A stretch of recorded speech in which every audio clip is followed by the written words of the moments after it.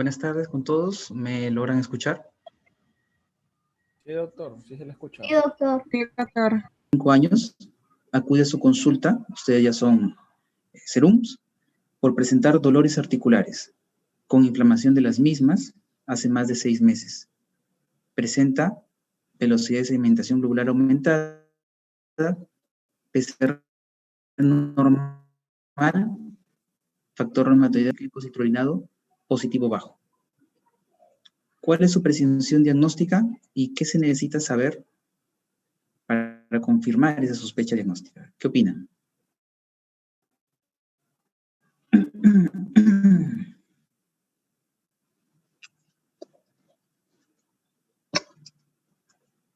A ver, ¿quién participa? Por ejemplo, necesitaríamos saber cuántas articulaciones están comprometidas, saber si esas articulaciones son grandes o pequeñas, ¿no? Sabemos de que están inflamadas, por lo tanto ya cumple con el criterio de tener al menos una inflamada o una sinovitis, y que debe tener más de 6 semanas para que podamos darle un punto más. Como esto tiene más de 6 meses, tendríamos que darle un punto más ahí. ¿Qué otros parámetros forman parte de los criterios diagnósticos, sí? Péptido cíclico citrulinado es 1, positivo bajo le daría 2 puntos, y el PCR, a pesar que está normal, pero con BSG aumentado, el BSG le daría un punto más. Entonces, para poder hacer el diagnóstico tendríamos que tener 6 puntos. Hasta el momento vamos 5, no podremos todavía hacer el diagnóstico hasta saber, como le digo, ese tipo de articulaciones que tienen, que son las afectadas, ¿no? Eso podría ayudarnos a hacer el diagnóstico, ¿ok? Entonces, no olvidar, siempre tenemos que tener los criterios diagnósticos a la cabeza, sobre todo porque ustedes, cuando salgan al internado o al serum, lo primero que van a tener que saber es diagnosticar y para poder después tratar, ¿no? Entonces, diagnóstico, ustedes tienen que estar al máximo. Ya. Los objetivos, pues, es analizar la utilidad de los exámenes de evaluación general, explicar la utilidad de los exámenes inmunológicos. Entonces, vamos a ver exámenes de evaluación general en un paciente en reumatología, así como también exámenes inmunológicos o específicos. Inmunológicos lo llamamos porque ahí tiene que ver con el complejo inmune, sobre todo con los autoanticuerpos que van a ser los marcadores de enfermedad autoinmune, así como otros que son complementarios, pero que son más específicos que generales. Entonces, decimos que el laboratorio en reumatología debe ser considerado una ayuda al diagnóstico y debe complementar la información recolectada por una cuidadosa anamnesis y examen físico. Otros exámenes complementarios en reumatología son los radiográficos. Ustedes sí se dan cuenta, pues, de que, por ejemplo, en la artritis reumatoide, una radiografía de rodilla o de la articulación nos puede ayudar a saber si hay signos de pinzamiento u otros signos que nos podrían ayudar a diagnosticar la enfermedad. Los exámenes de evaluación general son frecuentemente solicitados en la evolución inicial del paciente. Obviamente nosotros tenemos que tener un basal de cómo ingresa ese paciente, cómo lo vemos por primera vez, como en el curso de su evolución, es decir, saber cómo va esa evolución de la enfermedad, si va mejorando o va empeorando en relación a la evaluación general. Por ejemplo, una evaluación general sería si tiene anemia, si va mejorando o va empeorando, para documentar compromiso orgánico y o efectos secundarios a las drogas que nosotros vamos a administrar para su tratamiento, que en general lo más frecuente va a ser los corticoides en las enfermedades autoinmunes. Entonces, yo voy a monitorizar la respuesta tanto al tratamiento como los efectos secundarios y el compromiso orgánico que pueda tener el paciente por la enfermedad autoinmune. Los exámenes a pedir dependerán, pues, de la orientación clínica inicial. No va a ser lo mismo si es una artritis reumatoide o si es un lupus o si es una vasculitis o si es otra enfermedad autoinmune, ¿verdad? En el hemograma, el recuento de glóbulos blancos, rojos y plaquetas, las 3 series del hemograma, pueden verse alterados en diversas afecciones reumatológicas, ¿no? Leucopenia, linfopenia, anemia. Y esa anemia, por ser una enfermedad reumatológica autoinmune, va a ser, pues, de enfermedad crónica, ¿no? Trombopenia, y pueden verse en el lupus eritematoso sistémico activo. La anemia hemolítica Kunz positiva puede verse en el lupus y cuando es asociada a trombopenia en el síndrome de Evans y en el síndrome también de antifosfolípidos. Una anemia normocítica normocrómica frecuentemente acompaña las enfermedades inflamatorias crónicas, como en este caso. y del ámbito reumatológico, ¿no? Como es en este caso. La anemia megaloblástica también la podemos encontrar, ¿no? La macrocítica, pero asociada al uso de medicamentos que depletan los folatos, como el metotrexato, que también se utiliza en algunas enfermedades autoinmunes. La leucocitosis, generalmente en las enfermedades autoinmunes encontramos leucopenia, con linfopenia, pero vamos a poder encontrar leucocitosis cuando, por ejemplo, estamos usando los corticoides. Sin embargo, también puede deberse a una infección intercurrente, porque obviamente el tener una enfermedad autoinmune no te prohíbe enfermarte por una infección sobreagregada, como compromiso poliarticular activo. Ejemplo, la enfermedad de Still, una trombocitosis leve, que se asocia a una artritis reumatoide activa, ¿no? El BCG y el PCR, lo que llamamos reactantes de fase aguda, son indicadores inespecíficos, sugerentes de inflamación. Como son reactantes de fase aguda, ante toda inflamación van a estar elevados. Útiles de solicitar cuando sospechamos de una enfermedad reumatológica de carácter inflamatorio y o infeccioso o monitorear la actividad de la enfermedad. Entonces, yo puedo saber si esa enfermedad está activa, si es que ese BCG, esa PCR siguen incrementándose o ha decaído, entonces quiere decir que está en una etapa de asintomática. También en monitorear la actividad de la enfermedad, ¿no? Se ha observado que el lupus activo cursa con PCR normal y la elevación de la PCR es más frecuente de observar en una infección sobreagregada. Entonces también nos puede indicar cuando hay una infección aparte del lupus. Entonces hemos visto la parte hematológica, el hemograma, hemos visto los marcadores, reactantes de fase aguda inespecíficos, que son el BCG, la PCR, y ahora vemos el perfil bioquímico. ¿Qué pruebas de bioquímica les vamos a pedir? Entonces dice, incluye determinaciones de distintas macromoléculas séricas, cuyos niveles pueden estar alterados en diversas patologías reumatológicas. Pueden encontrarse hiperglicemias secundarias al tratamiento con corticoides, y hemos visto que puede ser por el tratamiento, no solamente por la enfermedad. La elevación del nitrógeno ureico y creatinina se puede observar en patologías reumatológicas que cursan con compromiso renal frecuente, como por ejemplo el lupus y diversas vasculitis. Son muy frecuentes, es casi una ley que un paciente con lupus o con vasculitis tenga afectado el riñón, ¿no? Entonces lo que llamamos nefropatía lúpica, ¿no? O en las vasculitis que también tienen afección del riñón. Entonces hemos visto dentro del perfil bioquímico la glucosa, la urea, la creatinina, ¿no? El BUM o nitrógeno ureico, ¿no? Y las pruebas hepáticas que pueden estar alteradas en distintos cuadros autoinmunes y también virales, virus hepatotróficos, como también por efecto de distintos medicamentos, ¿no? Y ustedes saben que los medicamentos se pueden eliminar a través de riñón o a través de hígado, y entonces podrían alterar tanto las pruebas renales como las pruebas hepáticas. Los estados inflamatorios crónicos tienden a cursar con hipoalbuminemia e hipergamma-globulинemias, es decir, albúmina baja y proteínas totales aumentadas. Las hipergamma-globulинemias, como vemos en un espectro electroforético o de proteinograma electroforético, las gamma-globulinas, así como, las gamma-globulinas en donde están los anticuerpos van a estar aumentados porque obviamente son autoanticuerpos que están aumentados, ¿no? Entonces, están en el espectro gamma y van a estar como un aumento policlonal de estos anticuerpos o globulinas, ¿no? La creatinfosfoquinasa o CPK, esta enzima se encuentra en altas concentraciones en tejido cardíaco y muscular, ¿no? Y en menor concentración en tejido cerebral, tracto genitourinario e intestinal. En el contexto reumatológico puede revelar inflamación muscular asociada a cuadros como la polimiositis.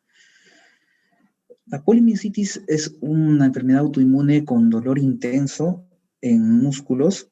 Recuerdo haber tenido un compañero de mi promoción que tuvo una polimiositis, ¿no? Él estaba haciendo el serum, regresando de su serum en Chongoyape. Recuerdo que él cuenta, estando ya en Chiclayo, tenía dolor intenso y se cae a la vereda y era imposible para él pararse por el dolor tan grande que sentía en músculos, ¿no? Tuvo que esperar a que lo ayudaran y tuvieron que llevarlo al Almanzor para que puedan administrarle corticoides. El dolor que se siente es realmente muy intenso, ¿no? La polimiositis.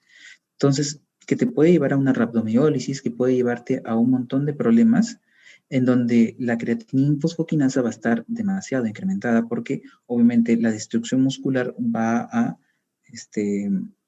liberar estas enzimas al torrente sanguíneo. Otras enzimas como la aldolasa, las transaminasas y la LDH también pueden estar elevados en esta entidad, ¿no? Entonces tenemos ahí el hemograma, los reactantes de fase aguda, tenemos el perfil bioquímico, hablamos de glucosa, urea, creatinina, y hablamos del perfil hepático, ¿no? Y ya sabemos que también puede ser por medicamentos en cualquiera de ellas, y tenemos la creatina fosfoquinasa en las polimiositis. Y el otro examen que es general es la orina completa. No podemos olvidarnos de la orina, ¿no? La presencia de proteinuria y leucocituria en ausencia de infección urinaria puede reflejar compromiso renal por diversas afecciones renales o sistémicas como las vasculitis o enfermedades por complejos inmunes como el lupus. La presencia de hematuria microscópica puede asociarse a compromiso de diversas estructuras del tracto urinario. La presencia de cilindros hemáticos indica una hematuria glomerular, ¿no? Ya saben ustedes los cilindros hemáticos. Estructura renal frecuentemente comprometida en las afecciones reumatológicas. Entonces, hemos visto casi todos los exámenes que ya hemos estudiado hasta ahora y que son generales y que también nos van a ayudar para darnos información tanto del inicio en el diagnóstico de la enfermedad como un basal, así como la evolución de la misma enfermedad, como también cómo va nuestro tratamiento para ver si no hay efectos secundarios, ¿no es cierto? Hemos visto también que puede haber afecciones secundarias de la enfermedad sistémica que afectan órganos, como por ejemplo riñón o hígado, y que lo vamos a poder observar a través de estos exámenes, ¿no? Bien. Y ahora vemos los exámenes inmunológicos en dos grandes grupos. Exámenes que identifican marcadores. Estos marcadores, ¿quiénes van a ser? Los autoanticuerpos. Lo principal que nosotros vamos a ver en una enfermedad autoinmune son los autoanticuerpos, debido al desequilibrio de nuestro sistema inmunológico en la cual vamos a crear anticuerpos que atacan a nuestros propios antígenos, ¿no? Entonces, estos son los marcadores que nos van a indicar que tenemos una enfermedad autoinmune. Entonces, exámenes que identifican marcadores de distintas enfermedades autoinmunes son en general autoanticuerpos que se encuentran elevados en estos distintos procesos de enfermedad, que pueden ser conectivopatías, vasculitis y síndrome antifosfolípidos. Estos autoanticuerpos o anticuerpos tienen distinta sensibilidad y especificidad en las diversas enfermedades. A este grupo, que son los marcadores o autoanticuerpos, pertenecen los siguientes: el factor reumatoideo, los anticuerpos antipéptido cíclico citrulinado, los anticuerpos antinucleares o ANA, los anticuerpos anti-DNA, anticuerpos antiantígenos nucleares extractables, los anticuerpos antifosfolípidos, ahí encontramos a las anticardiolipinas y el anticoagulante lúpico, y los anticuerpos anticitoplasma de neutrófilos ANCA, ¿ok? Ya los vamos a ver más adelante.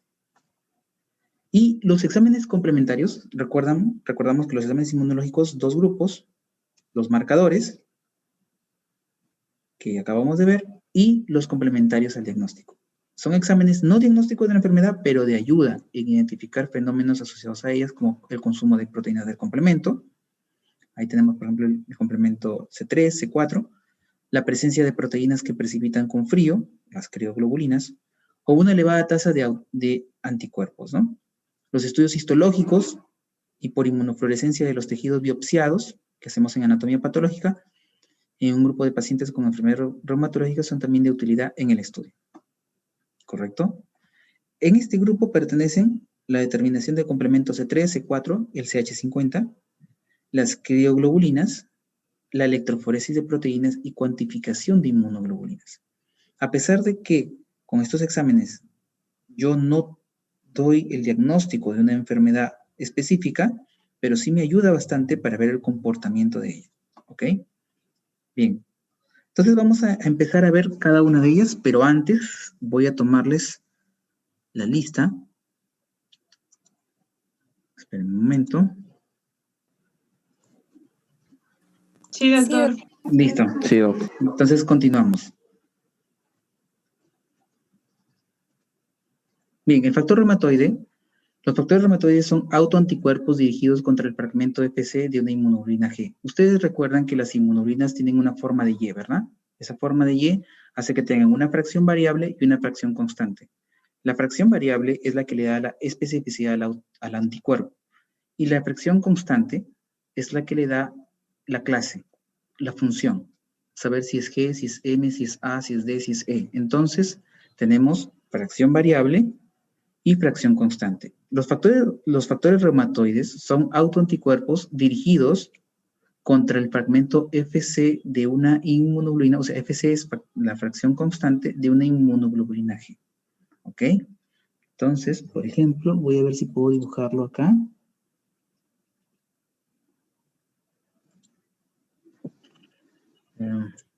Imaginémonos de que esta es la inmunoglobulina G. ¿Ya? Este vendría a ser su fracción variable. Y esta la fracción constante. ¿Cierto? Todo esto. Entonces, cuando yo tengo un anticuerpo G, los factores reumatoides pueden ser de clase G, pueden ser de clase M, pueden ser de clase A o pueden ser de clase E. Entonces, imaginemos, no pueden ser de clase D porque ustedes saben que la IgD solamente está en la membrana de la célula B, célula plasmática. Entonces, imaginémonos que fuera un G. Si fuera un G sería así. Es un autoanticuerpo dirigido, o sea que tiene especificidad contra esta fracción constante de una inmunoglobulina G humana, ¿correcto? Si fuera una M, ¿no es cierto? Tendría que ser así, ¿no? Más o menos así.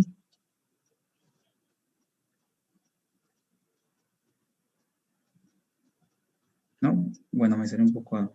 Y estaría dirigido contra también una G, ¿correcto? G humana. Entonces, estaría dirigido contra una G humana. Lo importante es que este sería el factor reumatoideo, ¿no es cierto? Entonces, el factor reumatoideo, y ojo, esto es pregunta de examen. El factor reumatoideo puede ser G, puede ser M, puede ser A, puede ser E, pero siempre está dirigido solamente contra el G, ¿correcto? No al revés. ¿Está bien? Ya, muy bien.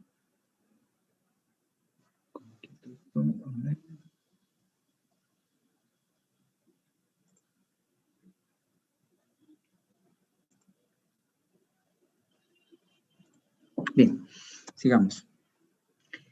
En un paso posterior, ¿no? Habíamos visto que la técnica más usada en clínica para su determinación es la aglutinación de látex.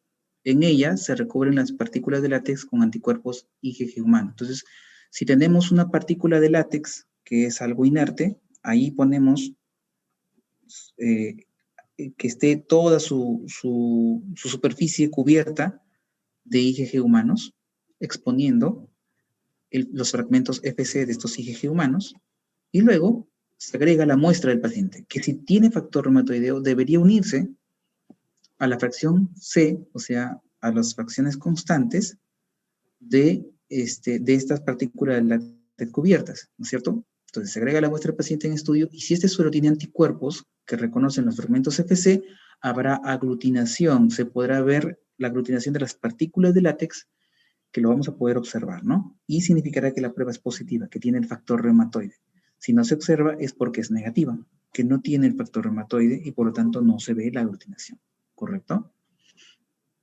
La técnica de látex detecta fundamentalmente el factor reumatoideo de clase IgM, ¿se acuerdan? El que es pentavalente, porque es más grande y porque sus brazos hacen que pueda captar más cantidad de partículas de látex cubiertas. Entonces podemos ver más aglutinación, ¿no? Como es una inmunoglobulina pentavalente y eficiente como aglutinante, ¿no? Se informa en títulos o en unidades internacionales por mililitro. Son significativos, o sea, clínicamente significativos, títulos mayores de 1 en 80 o mayores de 50 unidades internacionales por mililitro. Pregunta de examen. Otras técnicas que están siendo utilizadas para pesquisar el factor reumatoideo son la nefelometría y los inmunoensayos. O sea, también lo puedo hacer con ELISA. Cada técnica varía en la forma de expresión de resultados, por lo que el clínico debe informarse con el laboratorio de cuál ha sido la técnica utilizada y lo que es considerado como positivo, debido a que cada laboratorio podría dar un índice o una cifra en la cual yo puedo decir es positivo o es negativo, ¿ya? De acuerdo a su inserto, de acuerdo a cómo lo he trabajado. El factor reumatoideo se asocia principalmente a artritis reumatoide, también a síndrome de Sjögren. El 75 al 90% de las artritis reumatoide tienen un factor reumatoideo positivo, para IgM en títulos significativos, mayor a 1 en 80. A esto se le conoce como artritis reumatoide seropositivas. Los pacientes con artritis reumatoide y títulos elevados de factor reumatoideo tienden a tener una enfermedad agresiva y con mayor compromiso extraarticular.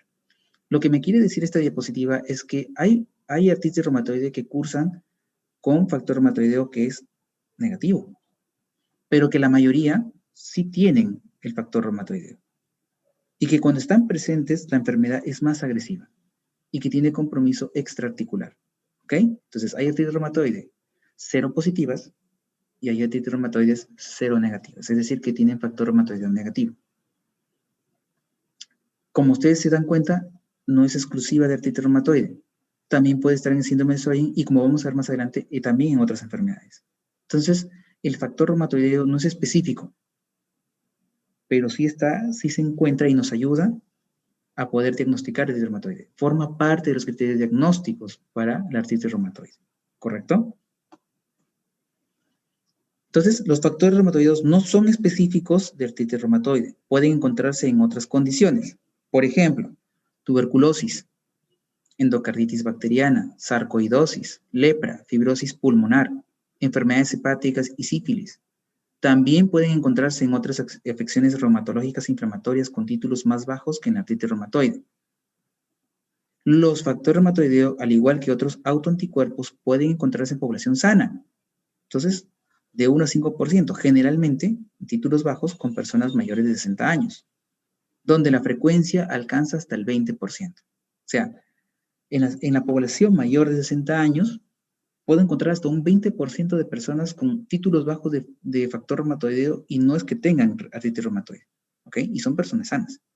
Dado lo anterior, la presencia de un factor reumatoideo positivo debe ser interpretada en el contexto de cada paciente individual. Por lo tanto, y por eso es que el factor reumatoide no se utiliza como un screening para poder saber si la población tiene artritis reumatoide. El factor reumatoide me va a ayudar a confirmar cuando el paciente tenga varios criterios diagnósticos.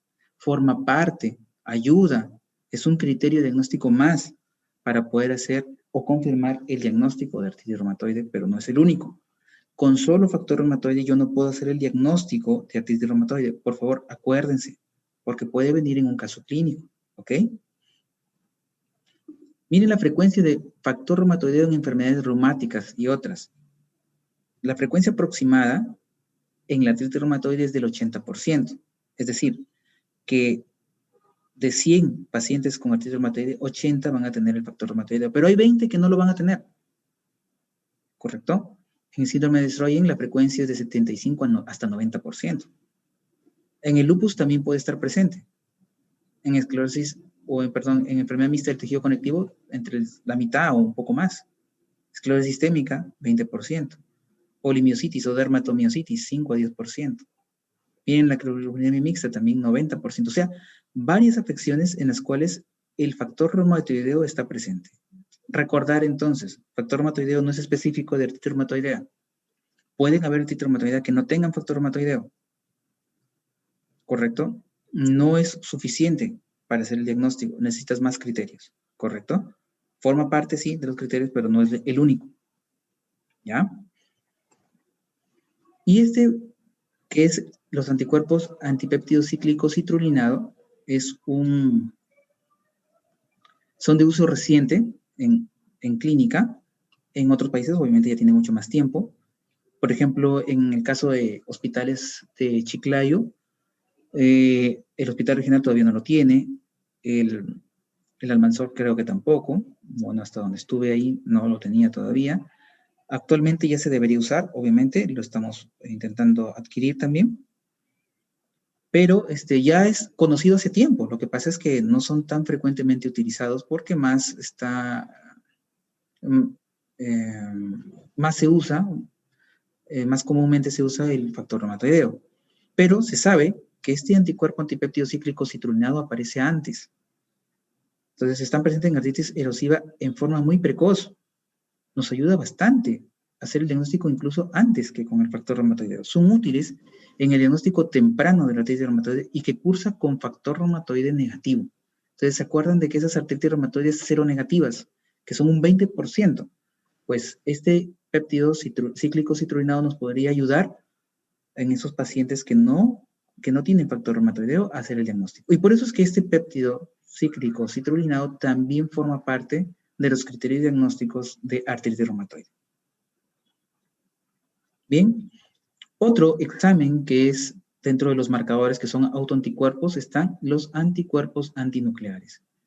Más o menos el nombre nos ayuda a identificar a dónde están dirigidos, dice antinucleares. Sin embargo, se sabe de que no solamente están dirigidos contra antígenos del núcleo, sino también del citoplasma. Por eso sé que actualmente se trata de, pues se está viendo la posibilidad de cambiarle el nombre a anticuerpos anticelulares más que antinucleares, ¿correcto? Porque no solamente están dirigidos a antígenos del núcleo.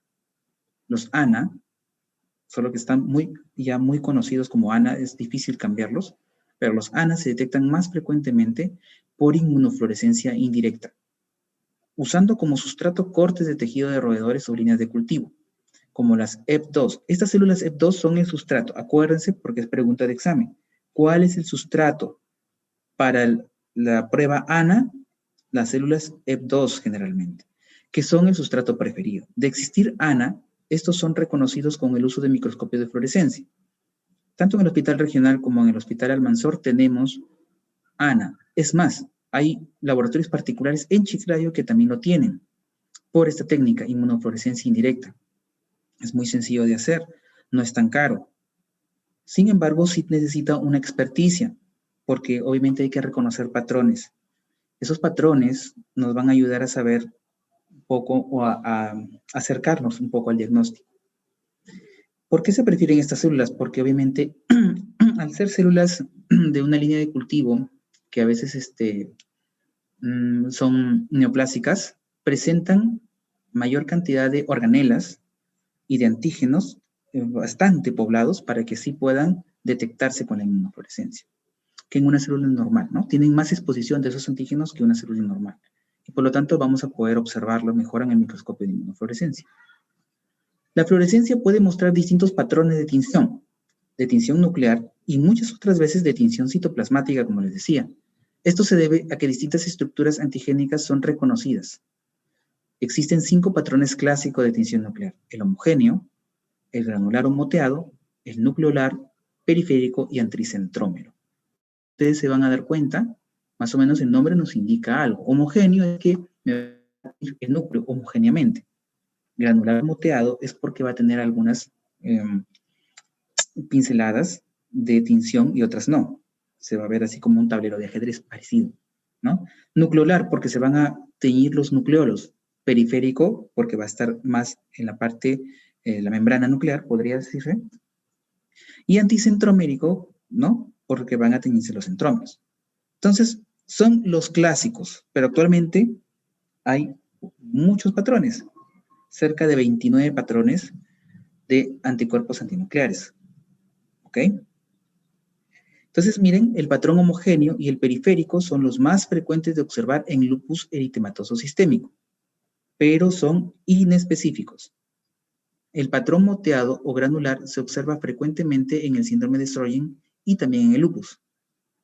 Y a la vez se asocian con anticuerpos extractables contra el núcleo. El patrón nucleolar se observa principalmente en la esclerosis sistémica progresiva. Patrón nucleolar en la esclerosis sistémica progresiva. El único patrón, y esto es pregunta de examen, que es altamente específico, es el anticentrómero, que es marcador de una variedad de enfermedad esclerosis sistémica progresiva, que es la denominada CREST. ¿Ok? Es el único que es altamente específico. Recuerden entonces que la mayoría de estos patrones no son específicos, son inespecíficos. Pero el único que sí es altamente específico y que es pregunta de examen es el anticentrómero. ¿Ok? Miren, así más o menos se ve en el microscopio de inmunofluorescencia. Estas son las células CEP2, cada una de ellas. Estas células CEP2, como les dije, son células de cultivo y que a veces son neoplásicas y que hacen que las organelas estén mucho más pobladas que en una célula normal. Se utilizan porque nos permite ver patrones. La característica del patrón homogéneo es que el núcleo está teñido homogéneamente, como su nombre lo indica, y que estas estructuras de división, las mitosis o meiosis, se ven teñidas también, ¿correcto? Entonces se van a ver más o menos de esta forma. Miren cómo es el patrón moteado. El patrón moteado, a diferencia del homogéneo, tiene algunos esbozos que no son teñidos, ¿correcto? Bien.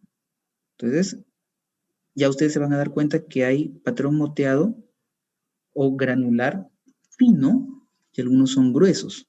Son puntitos realmente los que se ven ahí. Son puntitos y de acuerdo a las organelas que están teñiendo dentro del núcleo, van a ser finos o van a ser puntos gruesos.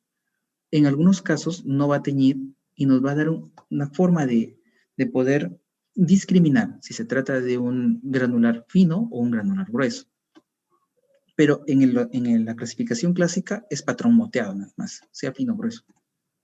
El patrón centromérico van a teñirse centrómeros, ¿no? De acuerdo a la cantidad de cromosomas que tenemos, en el caso del ser humano, ¿no? Pero en este caso en las células CEP2 se van a ver de esta forma, ¿correcto? Se tiñen acá y se tiñen los centrómeros. En el patrón nucleolar, como ustedes ven, se estarían tiñendo los nucleolos, ¿sí? Y, bueno, no se ve acá el periférico, pero se verían solamente estas partes teñidas, ¿no? Que es la membrana nuclear. Bien, los ANA se pueden observar prácticamente en todas las enfermedades del tejido conectivo. Es decir, tienen alta sensibilidad. Habíamos dicho que son inespecíficos, pero son altamente sensibles para este grupo de enfermedades reumatológicas, para todas en general, pero a su vez carecen de especificidad. Entonces, en la pregunta podría decir, ¿los ANA tienen alta especificidad? Falso. Tienen alta sensibilidad. ¿Tienen baja sensibilidad? Falso. Tienen baja especificidad, ¿correcto? En las enfermedades de tejido conectivo, los ANA tienen por lo general títulos elevados, mayor de 1 en 160, sobre todo en enfermedad activa, ¿correcto? Al igual que otros autoanticuerpos, los ANA se pueden observar en sujetos jóvenes y son más frecuentes en personas mayores de 60 años. También pueden estar presentes en otras condiciones de enfermedad, por eso es que no son específicas. Enfermedades hepáticas, pulmonares, infecciones crónicas, neoplasias asociadas a drogas. En estos casos, sus títulos tienden a ser más bajos que en las enfermedades autoinmunes. Pero incluso lo podemos encontrar en personas sanas, ¿correcto? No se vayan a olvidar. Hasta en 5% de las personas sanas pueden tener ANA positivos en títulos bajos. Así como también pasaba lo mismo con el factor reumatoideo. Por lo tanto, el ANA solito no hace el diagnóstico. Bien, antes de pasar a anti-DNA, voy a dejar de compartir esto para que puedan ver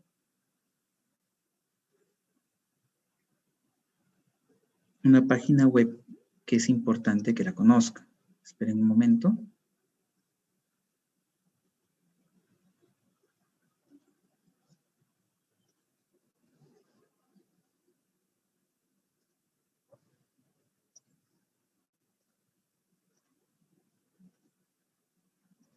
Dígame si pueden verlo.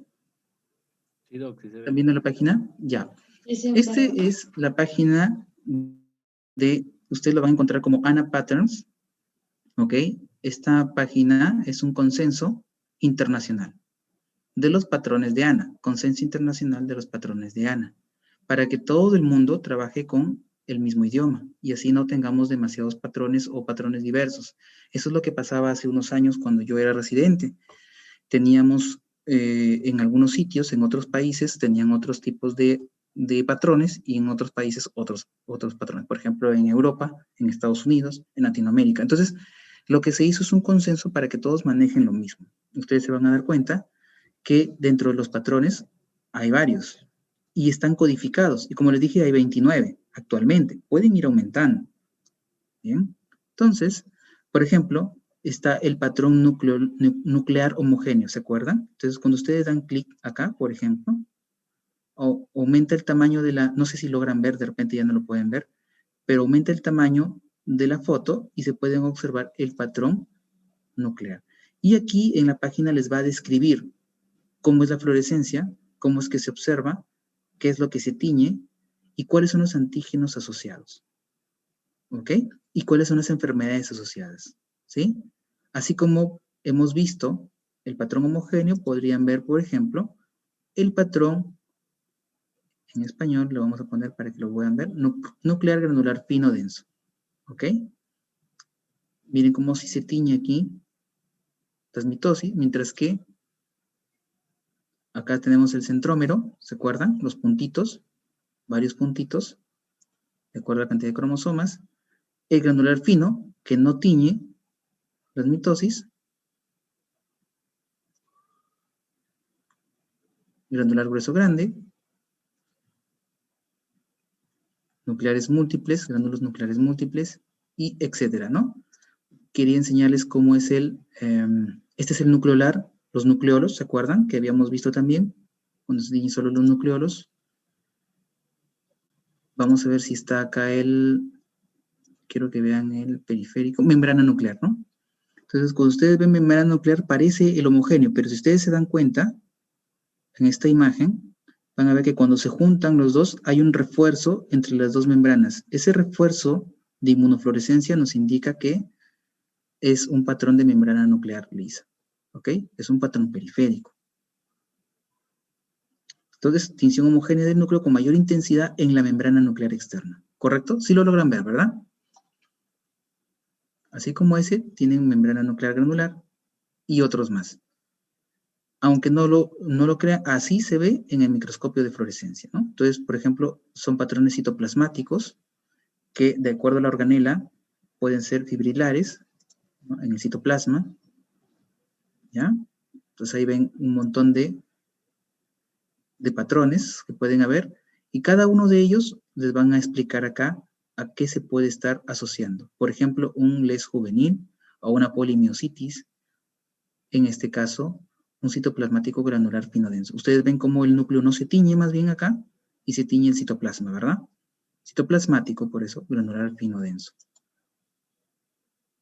Estos de acá, citoplasmático granular fino, y el que no es tan frecuente y lo hemos encontrado es el de el centrosoma. No, el centrosoma, sí. El uso mitótico. Este también hemos visto en el laboratorio. De verdad que es muy bonito cuando se ve en el microscopio. Ojalá alguna vez cuando pase esta pandemia puedan pasar por el laboratorio y puedan observar a veces uno de estos patrones. Bien, voy a dejar de compartir esto para volver a la presentación. Bien, ¿pueden lograr ver? Sí, doctor. Perfecto, estamos en la clase entonces ya. Entonces, los anticuerpos, ahora ya hemos visto los patrones de ANA, ya saben ustedes dónde encontrar, en la página de ANA Patterns, pueden encontrar para mayor información los patrones que hay. No es necesario que ahorita se los aprendan, es suficiente para este curso que sepan los 5 patrones clásicos, ¿no? El homogéneo, el moteado, ¿no? El periférico, el nucleolar y el centromérico, ¿ya? Los anticuerpos anti-DNA pueden estar dirigidos contra el DNA de una hebra o denaturado o el de doble hebra o nativo. Los anti-DNA nativos, o sea, de doble hebra, son bastante específicos para el lupus eritematoso sistémico, 95%. Entonces, a diferencia del ANA, el anti-DNA sí es bastante específico. Por lo tanto, son útiles en el diagnóstico de la enfermedad. Estos pueden fluctuar con la actividad de la enfermedad. Se asocian a compromiso renal lúpico. Por lo tanto, como fluctúan con la actividad de la enfermedad, acá sí vale titular los anti-DNA, ¿no es cierto? Y podemos hacer controles, mientras que con el ANA no. El ANA solamente nos ayuda en el diagnóstico, ¿no? Se asocia compromiso renal lúpico. Puede ser que entonces un paciente tenga ANA, pero no anti-DNA y es más alejado. Pero si tiene anti-DNA, muy probablemente va a ser una nefritis lúpica. ¿Correcto? Los anti-DNA nativos pueden detectar también por inmunofluorescencia indirecta. El sustrato para el anti-DNA es Critidia luciliae. ¿Cuál era el sustrato para el ANA? ¿Se acuerdan? Las Las células EP2. Muy bien. Para el anti-DNA es Critidia luciliae. Es un parásito hemoflagelado. ¿Por qué utilizamos este parásito? Porque expone el DNA de una forma que pueda observarse con el microscopio de inmunofluorescencia. ¿Correcto? También se pueden detectar por técnica de Parr basada en la precipitación de complejos inmunes que contienen ADN y por ELISA. Pero nosotros utilizamos, y es más frecuentemente utilizado en todo el mundo, la inmunofluorescencia indirecta porque nos puede dar a observar. Ustedes van a ver acá, este es el parásito hemoflagelado, Critidia luciliae, y aquí se observa dos puntitos que van a estar, bueno, en esta lámina no se observa muy bien, pero deben ser dos puntitos con fluorescencia. Esos dos puntitos de fluorescencia es el cinetoplasto que está dando, que es ADN y que está con la fluorescencia. ¿Por qué? Porque se pone el suero del paciente para que se una. Si se une es porque hay anti-DNA en el paciente, ¿correcto? Sería anti-DNA positivo. ¿Y qué son los anti-ENA? ¿No? Los anticuerpos dirigidos contra antígenos nucleares extractables. ¿No? Reciben el nombre de anti-ENA. Aquellos antígenos dentro del núcleo que hay que extraerlos para poder evidenciarlos. Pero no lo vamos a hacer con una técnica de inmunofluorescencia porque esos ya lo hemos visto con el ANA. Estos antígenos nucleares son por lo general proteínas no histonas o complejos RNA y proteínas. Se pueden detectar por doble difusión en agar, ELISA o inmunoblot, y lo más frecuente en nuestro medio es el ELISA. Además del ELISA, también usan el inmunoblot. Nosotros utilizamos bastante el inmunoblot para el anti-ENA, ¿ok? Miren, estos son tipos de ENA o anti-ENA. El anti-RO, el anti-LA, el anti-SMIT o SM, el anti-RNP, SCL70, el anti-JO1. Cada uno de estos anticuerpos contra antígenos extractables del núcleo van a estar asociados a enfermedades o manifestaciones clínicas. Por ejemplo, es muy frecuente que sepan esto, el anti-LA para el lupus neonatal, específicamente para el bloqueo auriculoventricular completo, pero este anti-RO y anti-LA, síndrome de Sjögren, ¿ok? Síndrome de Sjögren, está asociado a síndrome de Sjögren sobre todo, pero también al lupus neonatal.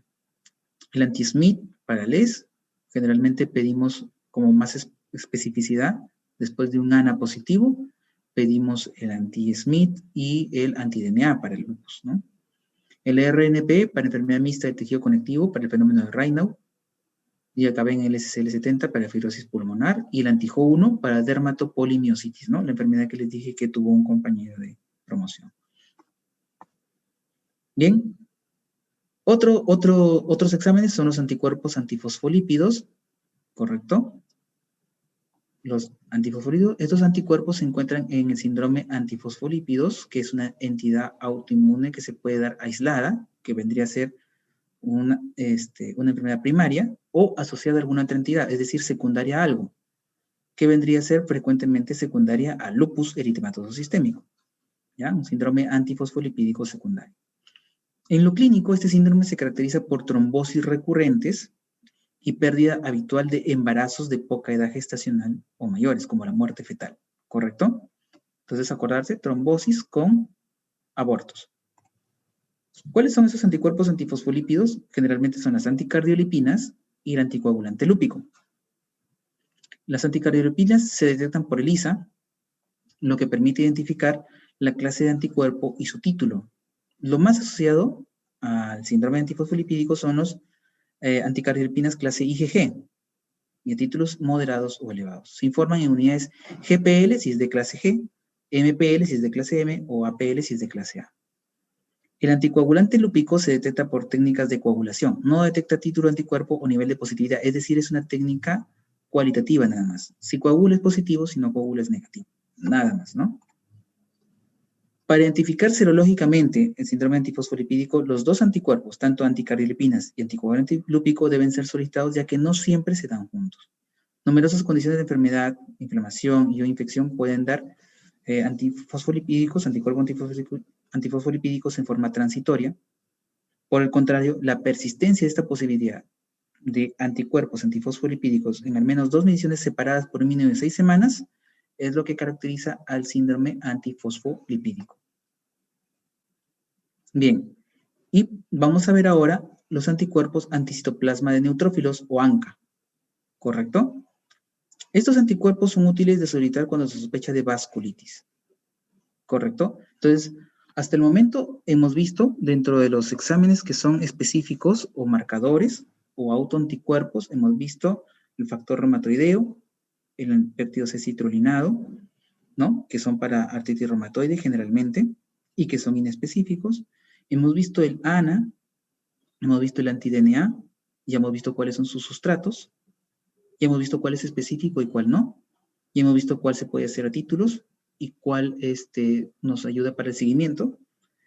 Hemos visto los antígenos extractables del núcleo, ENA, ¿no? Y hemos visto los anticuerpos antifosfolipídicos, que están las anticardiolipinas y el anticoagulante lúpico. Ahora estamos viendo los ANCA, anticuerpos anticitoplasma de neutrófilo, que generalmente lo usamos para vasculitis. Se detectan también por inmunofluorescencia indirecta, es decir, así como en el ANA y como el anti-DNA, lo vamos a ver en el microscopio de fluorescencia. Con esa fluorescencia verde la vamos a poder observar, usando como sustrato. ¿Qué vamos a usar de sustrato? Para el ANCA, polimorfonucleares. Entonces, cuando pregunte, ¿cuál es el sustrato para el ANCA? Polimorfonucleares. ¿Cuál es el sustrato para anti-DNA? La critidia lucidae. Critidia lucidae, muy bien. ¿Y cuál es el sustrato para ANA? EP2. Las células EP2. ¿Y el sustrato para el ANCA? Polimorfonucleares. Polimorfonucleares. Cuando los polimorfonucleares se fijan en etanol, se pueden identificar dos tipos de tinción. Hay dos patrones. ¿Se acuerdan que en el ANA teníamos 5 patrones clásicos? 29 patrones según el consenso internacional. Bueno, pues para el ANCA tenemos 2 patrones nomás. La fluorescencia que es citoplasmática o C-ANCA y la perinuclear o P-ANCA. ¿Correcto? C de citoplasmática, P de perinuclear. Los anticuerpos que dan C-ANCA están dirigidos mayoritariamente contra la proteinasa 3 y son altamente específicos de granulomatosis de Wegener. Mientras que los P-ANCA generalmente están dirigidos al MPO o la mieloperoxidasa. ¿Correcto? P-ANCA. También contrarrestase la catepsina y otros antígenos, pero más para la mieloperoxidasa. Los que reconocen la mieloperoxidasa se asocian a vasculitis sistémica con compromiso renal rápidamente progresivo. La especificidad de los ANCA debe ser confirmada por inmunoensayo o ELISA.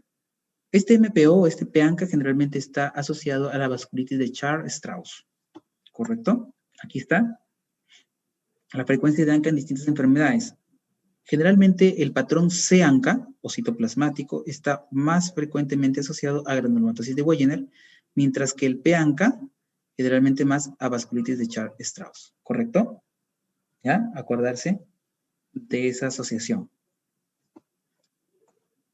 Aquí ustedes pueden ver en la inmunofluorescencia el patrón citoplasmático del ANCA. Patrón citoplasmático. Estos son polimorfos nucleares, ¿verdad? Habíamos dicho que este es su sustrato. Son los neutrófilos polimorfonucleares que ustedes ven ahí. Los núcleos, acá más bien son los que no se tiñen, porque lo que se va a teñir es el citoplasma, porque es un patrón citoplasmático. Se tiñe el citoplasma del polimorfo nuclear. ¿Correcto? Ahí se ve, ¿no es cierto? Está teñido el citoplasma del neutrófilo.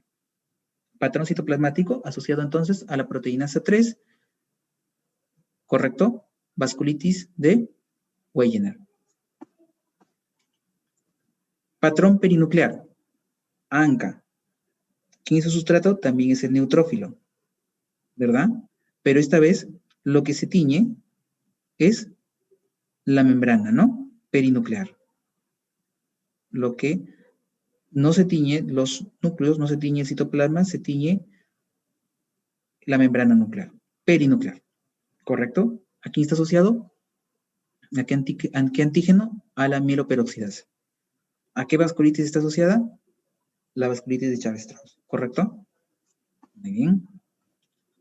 Bien, hasta ahí hemos visto todos los que son marcadores, o sea, aquellos exámenes que son más, se podría decir, más específicos de enfermedad autoinmune, que son autoanticuerpos, ¿no es cierto? Ahora vemos los complementarios, que también son inmunológicos, pero complementarios. Aquí tenemos al complemento.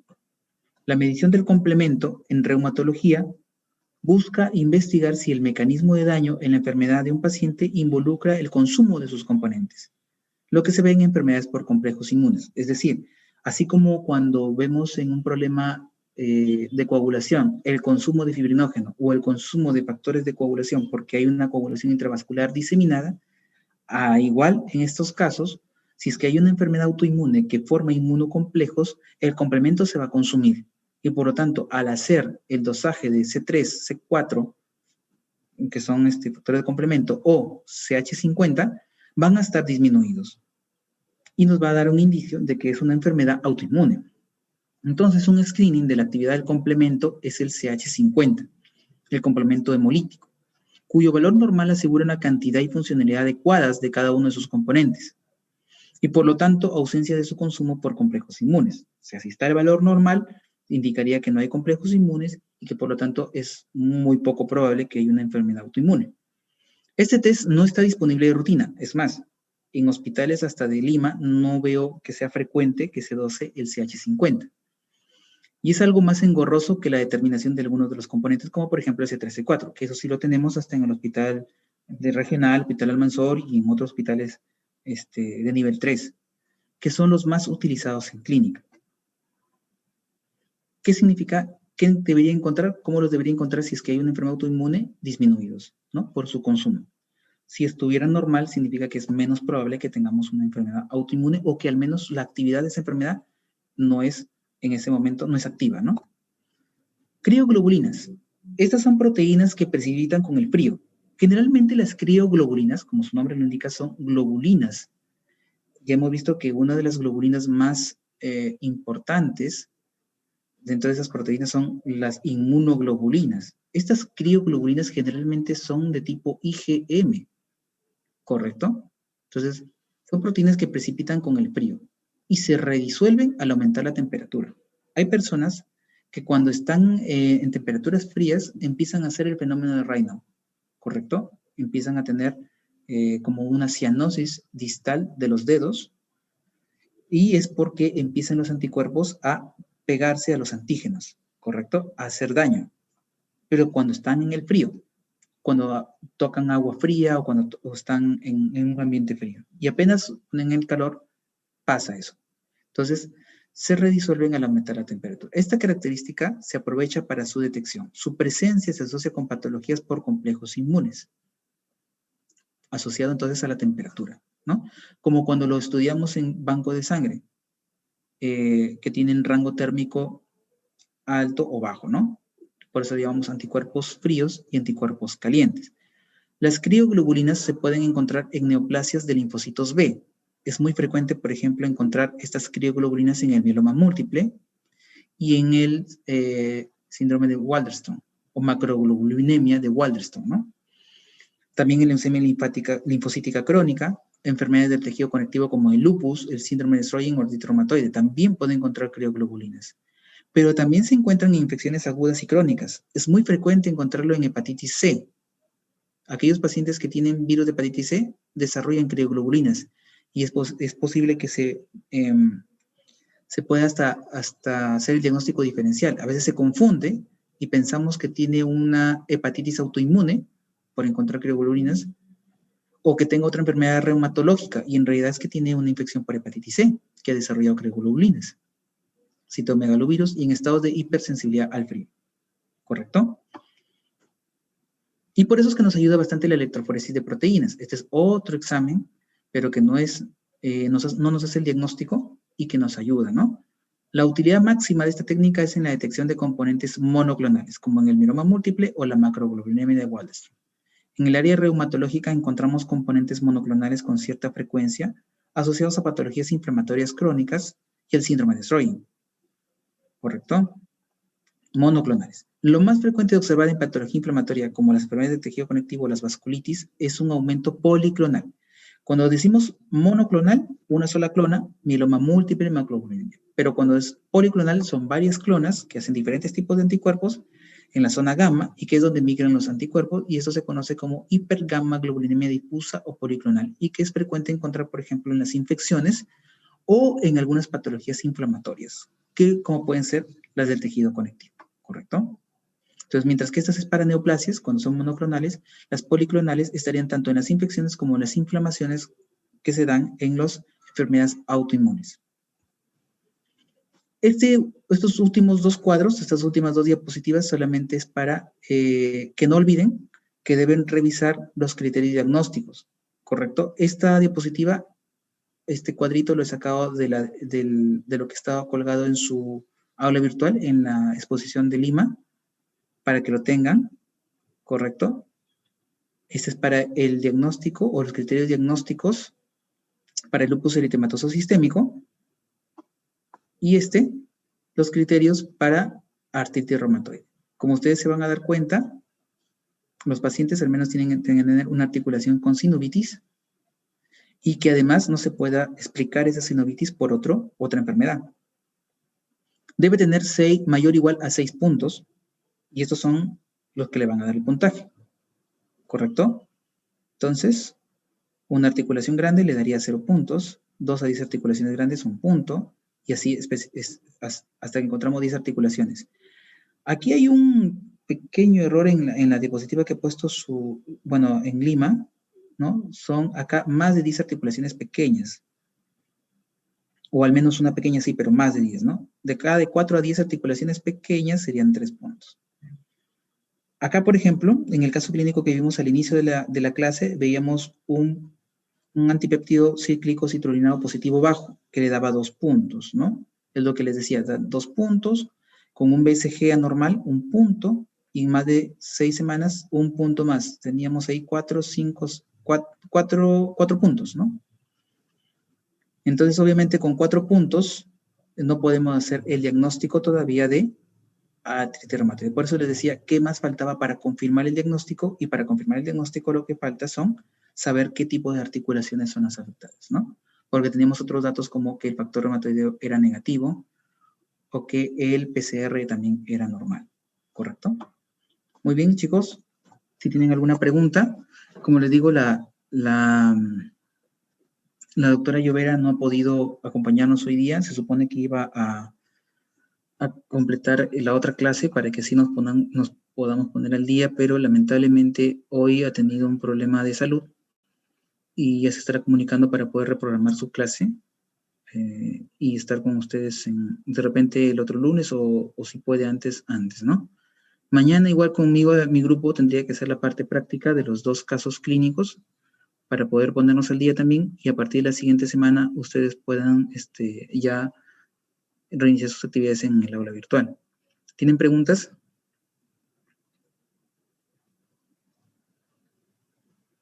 ¿Todo ha quedado claro? Todo claro, Doc. Interesante, ¿verdad? ¿Cuántos de acá van a ser reumatólogos? Doctor, una pregunta. Sí. Por ejemplo, en el caso clínico,